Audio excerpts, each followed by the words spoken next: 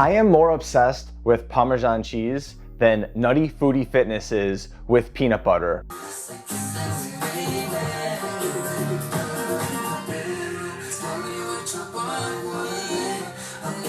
And the chicken Parmesan has been greatly underappreciated in the anabolic community. So today, in the Anabolic laboratory, we are making a chicken parm sandwich that'll fit into your daily calories like sweatpants.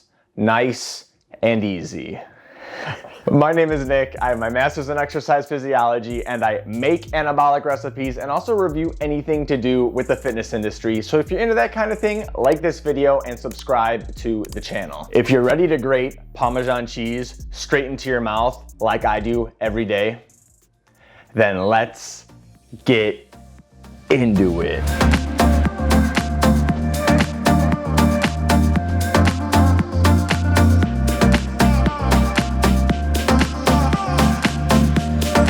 There are three main components to the sandwich. 1, the chicken, 2, the marinara, and 3, the actual breading. Do you like to eat in bed? What about Buffalo Ranch chicken sandwiches? Well, now you can have your cake and eat it too, because this is one of 3 recipes that is included from myself in Greg's new cookbook, Power 13, which includes 13 different creators and all of the recipes that they included. If you would like to support the channel, please click the link in the comment below where you'll receive 15% off from the cookbook when you use code E4CM. Thank you, and now back to our regularly scheduled programming. Now the chicken is gonna be like any other chicken sandwich you make. You're gonna wanna clean it and you're gonna wanna cut it. I cut it into as close as I could to 5-ounce pieces. It's gonna be within a couple grams, but 5-ounce pieces is what you wanna aim for. And I make sure they're all of even thickness. So I try to go for about a half inch, should I say. This will ensure if I cook it for 8 minutes, one side isn't overdone and the other side isn't still raw. And you can use, I have the actual like flattening hammer. You could also use a, what's that called again? A cast iron skillet to get it flat and even. The second thing I do is when I know I'm about to cook, I put these on a plate and I put some salt on one side and a little bit of salt on the other side. That will make the chicken have so much more flavor, even if you overcook the chicken. So this has been in the fridge for an hour. This is all ready to go. And I know this looks like a lot, but this all comes together super quick, and almost all of this stuff you already have at your house, especially if you made the mozzarella sticks already. Now that our chicken's ready, we're gonna set up our dredging station, and we're gonna start out with the flour. All we need is about 30 grams. Now we're gonna get 1 full egg into our second station and 1 egg white. And all we gotta do is whisk that up. Try to get it all even. It only takes a minute. We got 2 or 3 set up. Now all we have to do is our last station, and we're gonna start with our breadcrumbs. Just get plain breadcrumbs. I've made this both with Italian pre-seasoned breadcrumbs and plain breadcrumbs. It takes an extra 2 minutes to add your own stuff in, but it tastes so much better. Now we're gonna go with 100 grams of breadcrumbs. Next, we're gonna use Parmesan. You could use the stuff in the bottle. I prefer the real Parmigiano Reggiano, 10 grams of Parmesan. And if this is sounding familiar, that is because this is the exact same thing that we did for the mozzarella sticks. And then we got 5 grams of salt, 4 grams of garlic powder, and then we're gonna go with 1 gram of dried parsley, and just a dash of pepper.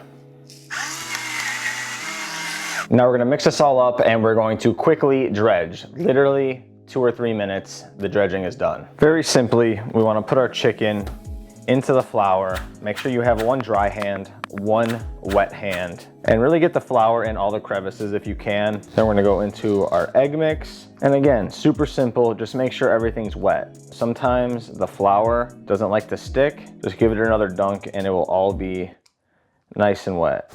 Now what I like to do with these big breasts is shake it up a bit, make sure the bottom is nice and covered, and then I just grab it from the bottom with my dry hand and flip. Now I really like to get as much breading on top as I can and really push it in. We're only breading this once because we have buns that we're using with more carbs, more calories. Make sure you really make the single layer of breading worth it. Normally when I finish this first one, I preheat my air fryer because it only takes about 3 minutes for it to preheat. But with the background noise it would make, I'll just wait a second. And I have a separate plate here, and once this is all breaded, beautiful, you don't see any chicken whatsoever, I put it on here. And then we do the same thing with the second one. I will see you back here when it's time to fry. So we're all preheated, we're ready to go. To note, there is a lot of extra breading. You could, one, put a lid on it. Lids usually come with these things. You can put it in the fridge and you can save it for later. Or two, this was such a perfect time for this recipe to come together because the mozzarella sticks needed a partner in crime. And this is the exact same station you need to use to make mozzarella sticks. So you can make your chicken while your chicken cools off, because it does take a couple minutes. You can cook your mozzarella sticks in the air fryer for 3 or 4 minutes, and they're ready to go at the same time that the chicken sandwich is ready to go. However, it's up to you. Or you can bread more chicken if you want. Now I'm gonna get our 2 pieces of chicken parm in here. Make sure they're not touching, and they're pretty big, so I like to give 5 sprays to each breast on each side. 1, 2, 3, 4, 5. 1, 2, 3, 4, 5. And then I'm gonna flip, and we're gonna do the same thing. Then if you see any dry spots like the tip here, I like to give just a quick 1/4 second spray. And now all we gotta do, put it in the air fryer. It's at 350, 8 minutes. Usually it's perfect, it could be 7 minutes, but you don't have to flip it, don't have to do anything. Let it be, get your mozzarella sticks ready, do your dishes, and you are ready to eat. How could I forget the homemade marinara? We have made this multiple times on the channel, so what I'm gonna do is I'm gonna put all the ingredients in the pinned comment below, and you could just go look at it. Literally all you have to do is add all of the ingredients together and mix it. It's better when it sits for a while, and I will also go to a video where I do explain everything thoroughly if you want to watch that as well. Now we only have a couple minutes left, so I'm gonna get the buns toasted. Put it on the bagel setting so only one side toasts and the other side stays nice and soft, aka the top and the bottom of the bun. The chicken is done, it is nice and crisp. Listen. Buns nicely toasted, marinara all mixed up and ready. Now, I do like how thin they are because they do cook super quickly, but they're not gonna fit on that little bun.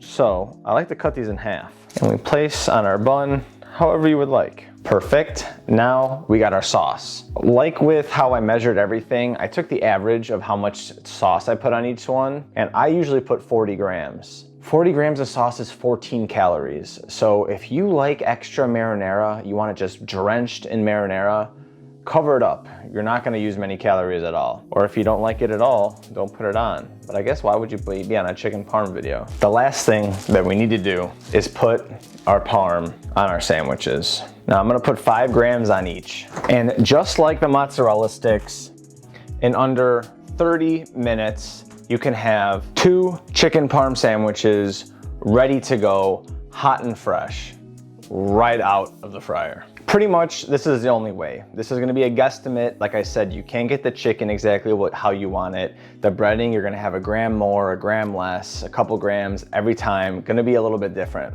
But I wrote down everything, I divided everything out, and I have 6 attempts worth of information that I took the average of all 6. And that's how I ended up with the calories that I got. I literally just ate a protein ice cream, and I cannot wait to take a bite of this. You get the super soft bite of both the top and bottom bun. You get the crunch of the chicken, the saltiness that the chicken has as well as the breading, and then the umami flavor of the Parmesan. It's just so many flavors in your mouth at once, and it is so damn good. Before I smash the rest of these, let's go over the macros. For the entire thing, we're looking at 412 calories, 42 grams of protein, 39 carbs, or 40 carbs, and 12 grams of fat. It is worth every single calorie. And if you're feeling like splurging a little bit, take off the bun, you take off about 110 calories, so you're at about 300 calories, and you can have a chicken parm on its own and a chicken parm sandwich, and it's literally every bite is so delicious. Thank you to everyone and anyone who comes and watches, has supported by subscribing, and also has used my link to buy the cookbook. It means so much to me, and like I said before, I cannot wait to see what comes in the future. I have so many banger recipes already written out, and I cannot wait to share them with all of you.